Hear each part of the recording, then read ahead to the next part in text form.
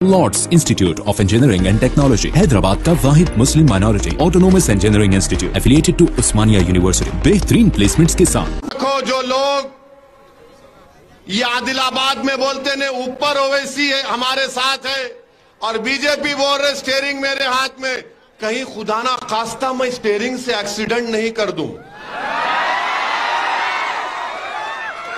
अगर मैं तेज चलाना शुरू कर दिया अपनी गाड़ी को तो फिर क्या होगा बताओ।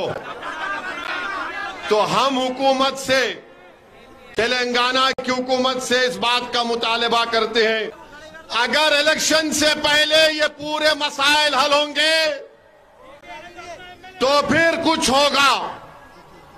अगर आप ऐसे ही टाल मटोल करते रहेंगे, आपके चमचों को, हवारियों को बिठा के फूल कार पिना के फोटो डालेंगे, कुछ फायदा नहीं होगा।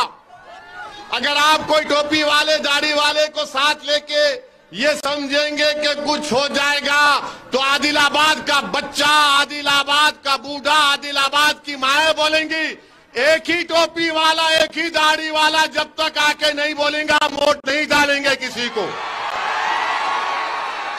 जब तक लंबी शेरवानी आके नहीं बोलेगा कुछ नहीं होगा। हमको एतराज नहीं है। सेक्रेटेरिएट का इनाग्रेशन हुआ, सेक्रेटेरिएट का इनाग्रेशन हुआ, मैंने वेलकम किया, मगर मैं यही बोला कि मस्जिद भी बना दो, मगर ये बीजेपी वाले बोल उस पे गुम्मद है। अरे भाई जरा आंख का इलाज करा ले, दिमाग का नहीं करा सकता तो। वो गुम्मद नहीं है, वो तेलंगाना के दो मंदिर, गुजरात के एक मंदिर को देख के आर्किटेक्ट ने डिजाइन बनाया। मेरे से पूछ के नहीं बनाया उन्हें, मेरे से पूछ के नहीं बनाया उन्हें। अगर मेरे से पूछ के बनाता तो मैं और खूबसूरत बनाता था, मैं ताजमहल की तरह बनाता था, चार मीनार की तरह बनाता था, मगर नहीं पूछे, उन्होंने बना लिए। बहुत अच्छा करे। मेरे अजीज दोस्तों और बुजुर्गों, स्टीयरिंग हमारे हाथ में है। अच्छा, फिर ये आदिलाबाद में आप ये बताओ कि यहां पर ये उर्दू मीडियम का गर्ल्स जूनियर वोकेशनल कॉलेज क्यों नहीं बनाया गया? किसके हाथ में स्टीयरिंग है? फिर आप ये भी बोलो स्टीयरिंग मेरे हाथ में है तो हज नहीं बन रहा 5 साल से। स्टीयरिंग मेरे हाथ में है तो डबल बेडरूम 618 में से खाली मुसलमानों को 81 भी नहीं मिले। वापिस ले लेता हूं मैं, मगर स्टीयरिंग मेरे हाथ में है। हाँ, स्टीयरिंग मेरे हाथ में है। अच्छा, फिर अब ये देखो, यहां पर कब्रस्तान की सारबंदी, अब तक तामीरी काम शुरू नहीं हुआ। खुर्शीद नगर में शादी खाने की अराजी 2 करोड़ रुपये मंजूर भी हो गए, मगर काम नहीं शुरू हुआ। स्टीयरिंग मेरे हाथ में है। ये फैक्ट बोल रहा हूं आपके सामने। मंदलिस के ward number 11 Ramnagar, ward number 31 Ambedkar Nagar में 1 पैसा नहीं लगाते एमएलए साहब, मगर बाजू लगाते। स्टीयरिंग मेरे हाथ में है। आदिलाबाद में इंडस्ट्रीज नहीं लगते और आदिलाबाद के रिम्स अस्पताल में बगैर नोट भी जाए नौकरी नहीं मिलती। अटेंडर की नौकरी होना 50,000 रुपये रिश्वत दो। कितना? 1 लाख। मगर स्टीयरिंग मेरे हाथ में। एक नौकरी के लिए 1 लाख, 2 लाख। सुन रहे एमएलए साहब? आप सिर्फ हुनूर कापू को भी करेंगे या सबको करेंगे, हमको बता दो आप। हमारे वार्ड में नहीं करा रहे आप, तो ये मेरे अजीज दोस्तों और बुजुर्गों, ये आप देख रहे हैं। फिर आप देखिए यहां पर इचोड़ा में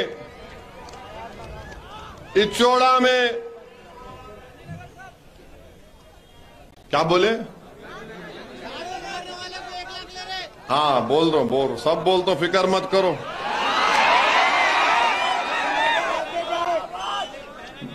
1999 में 99 में शादी खाना तामीर हुआ,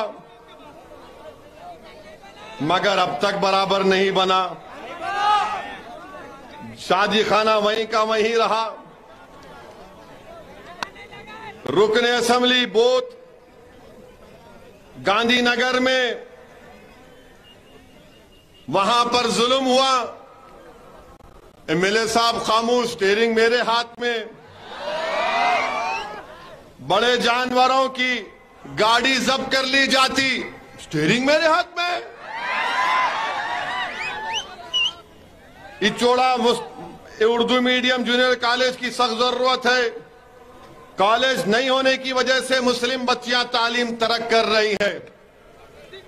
अब याद रखो, जो लोग ये आदिलाबाद में बोलते ने ऊपर ओवैसी है हमारे साथ है, और बीजेपी बोल रहे स्टीयरिंग मेरे हाथ में, कहीं खुदा ना खास्ता मैं स्टीयरिंग से एक्सीडेंट नहीं कर दूं।